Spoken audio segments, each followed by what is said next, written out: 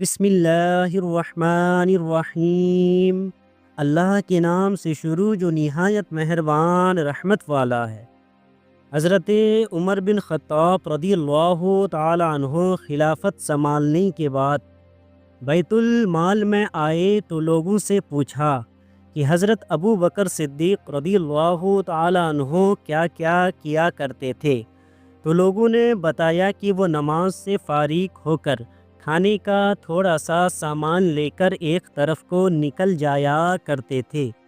آپ رضی اللہ تعالی عنہ نے پوچھا کہ کہاں جاتے تھے؟ لوگوں نے بتایا کہ یہ نہیں پتہ، بس اس طرف کو نکل جاتے تھے۔ آپ رضی اللہ تعالی عنہ نے کھانے کا سامان لیا اور اس طرف کو نکل گئے، لوگوں سے پوچھتے ہوئے کہ حضرت ابو بکر صدیق رضی اللہ تعالی عنہ کس جگہ جاتے تھے۔ پتہ چلتے چلتے ایک جھونپڑی تک پہنچ گئے۔ وہاں جا کر دیکھا کہ ایک بوڑھا آدمی دونوں آنکھوں سے اندھا ہے اور اس کے چہرے پر بے شمار نشان ہے۔ اس نے جب کسی کے آنے کی آواز سنی تو بڑے غصے میں بولا کہ پچھلے 3 دن سے کہاں چلے گئے تھے تم؟ آپ رضی اللہ تعالی عنہ خاموش رہے اور اس کو کھانا کھلانا شروع کیا تو اس نے غصے سے کہا کہ کیا بات ہے، ایک تو 3 دن کے بعد آئے ہو اور کھانا کھلانے کا طریقہ بھی بھول گئے ہو۔ آپ رضی اللہ تعالی عنہ نے جب یہ سنا تو رونے لگے اور اسے بتایا کہ میں عمر ہوں اور وہ جو آپ کو کھانا کھلاتے تھے وہ مسلمانوں کے خلیفہ حضرت ابو بکر صدیق رضی اللہ تعالی عنہ تھے اور وہ وفات پا چکے ہیں۔ جب اس بوڑھے نے یہ بات سنی تو کھڑا ہو گیا اور کہا کہ اے عمر، مجھے کلمہ پڑھا کر مسلمان کر دیں۔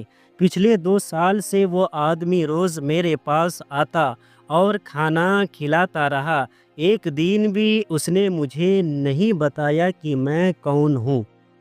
حضرت نوح علیہ السلام کی قوم پر طوفان آیا تو اللہ تبارک و تعالی نے حضرت نوح علیہ السلام سے فرمایا، جو میرے نیک بندے ہیں ان کو اپنے ساتھ لے لو اور کشتی میں سوار ہو جاؤ۔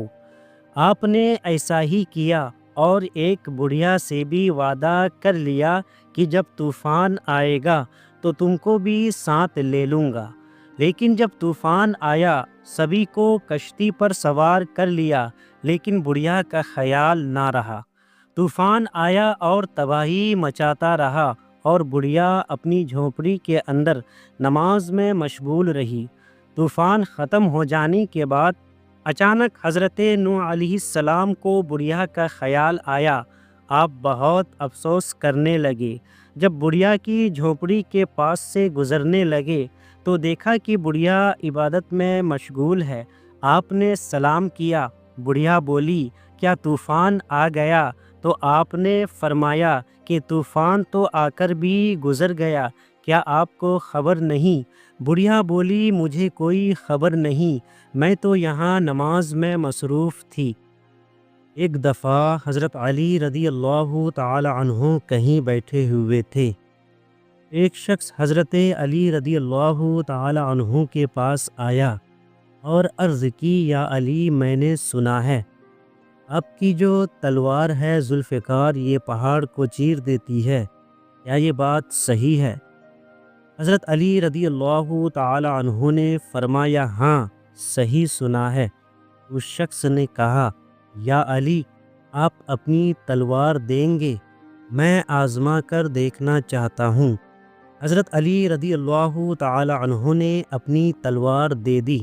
اس شخص نے تلوار زور سے دیوار پر ماری لیکن کچھ نہیں ہوا تو کہنے لگا، یا علی، آپ تو کہہ رہے تھے پہاڑ توڑ دیتی ہے لیکن دیوار تو نہیں ٹوٹی۔ حضرت علی رضی اللہ تعالی عنہ مسکراتے ہوئے کہا، میں نے تمہیں اپنی تلوار دی ہے، اپنا ہاتھ نہیں۔ ذوالفقار تبھی ذوالفقار ہے جب علی کے ہاتھ میں ہو، ورنہ یہ صرف لوہے کا ٹکڑا ہے اور کچھ نہیں۔